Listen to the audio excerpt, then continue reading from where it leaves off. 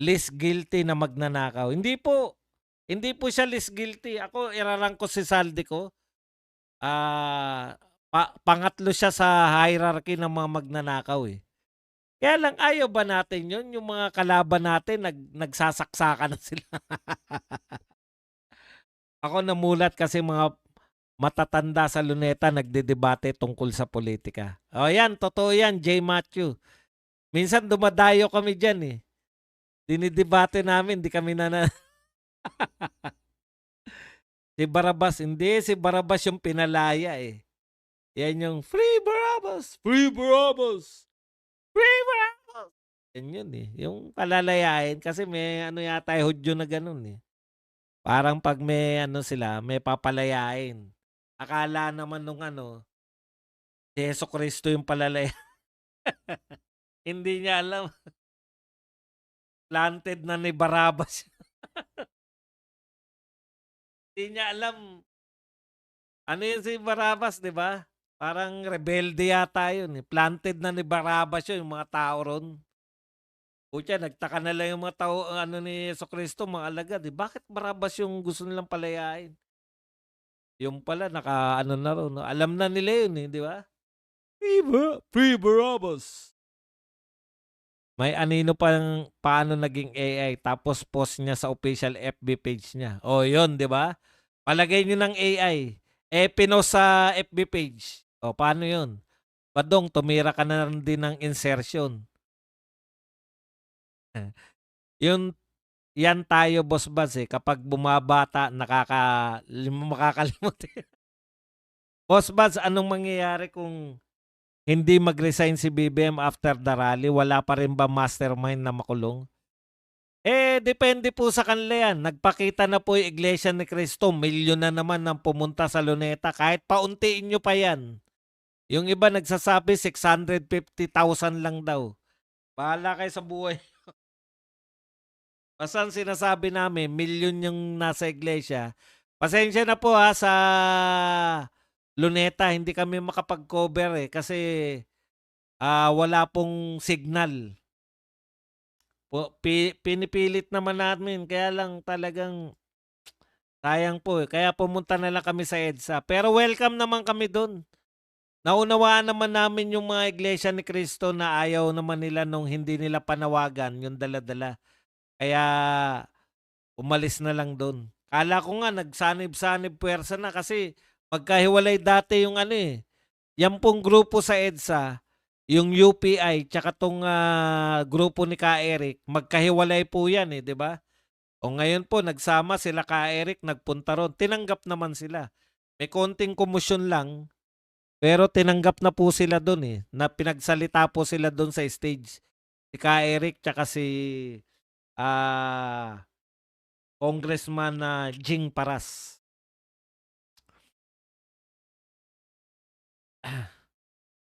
Evan de Eva de Mocolangan, thank you very much po sa ₱249 na pangkape. Yan. Dito na tayo, wag na kayong magtampo. Jennifer na walang apelyido. Thank you very much sa 10. Qatar. Car pala. Hindi ko alam kung ano yung 10 car, eh. Basa na po tayo sa mga, Boss Buds, anong mangyari? Ah, ang mangyari po, makapal talaga mukha nila. Matatalo na lang sila sa eleksyon. Wala tayong magagawa kung ayaw nilang magbumitiw sa puwesto, eh. Kaya lang, talagang lantad na po yung kung sino talaga yung tunay na para sa tunay na anti-corruption. Yan po yung, mga INC at saka Duterte lang. Yung mga dilawan nagpapanggap, mas gusto nilang mawala sa landas nila si VP Sara kaysa manawagan ng tunay na anti-corruption. Ang ulos si Junior, ang kanang kamay si Martin, ang kaliwang kamay si Saldico, gets nyo? Boss Buds, may insights po kayo dun sa mga flights daw sa Clark, tulawag na pabalik-balik na pinost ng ibang vlogger? Naghakot na kaya sina BBM ng cash reserves nila? Alam naman po natin na cash basis po ang ano 'no, yung labanan. Kaya po 'pag may mga ganyan, malamang sa malamang. Salamat po, Christ. Boss Baz, ano ang take mo sa gagawin ng palasyo? Stick to the plan pa rin kaya sa pagsira sa Duterte pagtapos ng mga rally? Wala naman silang ibang choice, kundi siraan ng Duterte. Si Saldi ko nga kaya lang, ang tindi ng mga paninira nila, eh. Yan nga yung yan ba ipapalit niyo si ano, yan ang linya nila ngayon. Yung mga dilawan naman na kasama yung media, 'pag natanggal si BBM at pumalit si VP Sara matitigil yung imbestigasyon. Magpapatuloy yung pagnanakaw. Utot niyo. Bakit naman bakit naman siguro ang gagawin ni VP Sara tatanggalin niya lang ICI, pero hindi niya ipapatigil yang imbestigasyon na yan. Ang grabeng nakawan niyan sa tingin niyo hindi gusto nilang palabasin na pro-corruption si VP Sara, eh. Sa mga di nagtatanong yan. TY po sa blessing, Christopher Candari. Sa mga di nagtatanong, nilibre ng tahon ni Tata. Apat lang kami. In fairness, in fairness po sa mga nagtitinda po sa Luneta, hindi nila sinamantala. Yung buko 50 pa rin, yung fried chicken na hilaw 40 pa rin, 45 pa rin. Boss, sabi nung nagtitinda ng fried chicken, nanonood daw siya sa akin, eh. Ano po pangalan ko? Hindi mo sabi.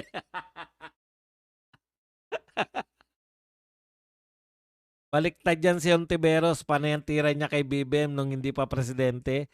Nung napuna si BBM at nagnakaw na, kakampi na si Risa Ontiveros.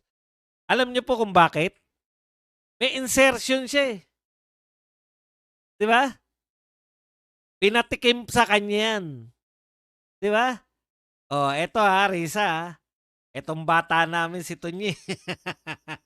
Kayang-kaya ka i-expose. Sige lang. Mamili ka. Alam niyo po, matagal ko na sinasabi to, eh. Lahat ng mga tao sa gobyerno, meron sila. Duterte lang hindi nila mabanatan, eh. Kasi pinapalagan sila, eh. Sir Bads, hindi mo na kailangan ng ballpen, reshot mo lang para check mo yung na lang sa album mo. Anong reshot? Reshot mo lang para check mo lang sa album mo. Oo nga 'no, dapat pala pinicturean ko tapos kinuha ko yung ano 'no. Sa susunod Sally, alam mo naman nag-insertion na nga sila, ginawa pang ghost project. Taga-subaybay mo kami, Badong, dito sa British Columbia, Canada. Ang katanungan ko sa iyo ay ito, ano ang bagong capital ng Pinas? Ang sagot ko, wala ng capital ng Pinas dahil inubos na ng mga korap. Ang galing mo doon, Tommy Rosete. Nag-iisip pa ako dahil putya baka matagal na 'tong wala sa Pilipinas, baka ang naisip niya pa yung dati kasi pinalitan po nung tatay ni Marcos yung kapital ng Pilipinas, eh. Ginawa pong Quezon City nun, eh. 'Di ba kung natatandaan niyo yun. Boss Buds, kailan kaya yung panahon na ikaw naman ang magpapakape sa amin? 'Pag dumating po yung panahon na ako po ay, tumama sa loto. Kaya lang hindi po darating yung panahon na yun dahil hindi ako tumataya. Sabi ni Junvic normal na lang daw na may nagra-rally. Gano'n talaga. Gagawin niyo lang normal lahat. Normal lang ang nakawan, normal lang na may baha, normal lang na, wala tayong pantugon 'pag may mga sakuna. Ginagawa niyo normal yung mga hindi normal dapat, 'di ba? Kung normal lang pagra-rally, bakit nung panahon ni Tatay Digong walang malalaking rally? Oh, meron nagra-rally pero 7, 6. Bakit? Alam niyo na kasagutan. Majority ng Pilipino satisfied. Walang malalaking rallying ganyan. Totoo ba na pasok na ang Malacanang? Hindi po. Boss Badong, naging matalino rin ako sa papanood sa'yo. Joke lang. Totoo po 'yan. Alam nyo ganyan lang naman sa kolehiyo, akala nyo ba kung ano lang ginagawa ro'n makikinig ka lang tapos makikinig ka sa mga lecture ng matatalinong tao, tatalino ka na rin. Ang kulang niyo lang wala kayong assignment. Ang mas maganda sa inyo, para kayong pumapasok sa kolehiyo ng kusa. Hindi kayo katulad ng estudyante na napipilitan lang dahil gustong grumaduate. Kayo walang graduation 'to, eh. Pumapasok kayo sa mga klase, klase kami parang ipagpalagay niyo na klase, iba't iba teacher, pumapasok kayo ng ayon sa inyong kagustuhan. 'Yun yung pagkakaiba. Wala kayong matatamo, kayo pa nagpapakape pero marami po kayong matututunan sa mga pakikinig lang. Mas maraming dadating ngayon, kasama na yung mga taga-probinsya, 50 na bus ng Partas ang galing sa norte. Boss, 'pag hindi mag-resign si BBM, ano magiging epekto nito? Eh di pabagsak pa rin lalo ang Pilipinas, 'di ba? Hangga't nariyan si BBM, lahat po nung mga bumabagsak ngayon tulad ng stock market, bilang ng turista, halaga ng piso, lahat po 'yan. Patuloy lang po 'yan sa pagbagsak ng mga foreign direct investment. Lahat po 'yan magpapatuloy hangga't nariyan siya. Kaya ekonomiya natin magsasaper. Panahon pa lang ni Pinoy may insertion na si Risa at Lamas. Uy, may sinabi rito si Llamas, Sinabi ni Bato, tahimik ang Pinklawans at komunista sa expose ni Saldico. Strategize muna sila how to appear righteous and anti-corruption kuno. At the same time, prevent the downfall of this government from which they benefited a lot. O, di ba? Tamang-tama, sapul na sapul sila dyan ni Bato. Maraming sagot dyan si Kiko. Hindi kami nananahimik, nagmamasid kami at tinitimbang ng gusto kung ano sa paniwala namin ang pinakamainam, hindi para sa sinuman na nakaupo, kundi para sa palagay namin ay kabubuti ng bayan. Oo naman, no, Kiko. Oh. Hindi raw sila nananahimik, nagmamasid. Ano ba yung nagmamasid? Tahimik rin kayo. Alam nyo, simple lang yan. Dapat, kung anti-corruption kayo, talagang pinuri nyo si Saldico dahil sa expose niya, 'di ba? O hindi ganoon eh. Good afternoon, Buds from New Zealand. Agree, Sir Buds, basta matalino yung vlogger, matalino din listeners. Maganda sinabi ni Mike Defensor kahapon about mafia ng magnanakaw. Boss, pag hindi mag-resign si BBM yan. Boss Buds, sabi ni Auntie Claire, supporter daw ni BBM ang mga INC kasi against sila sa corruption ni Sara Lustay.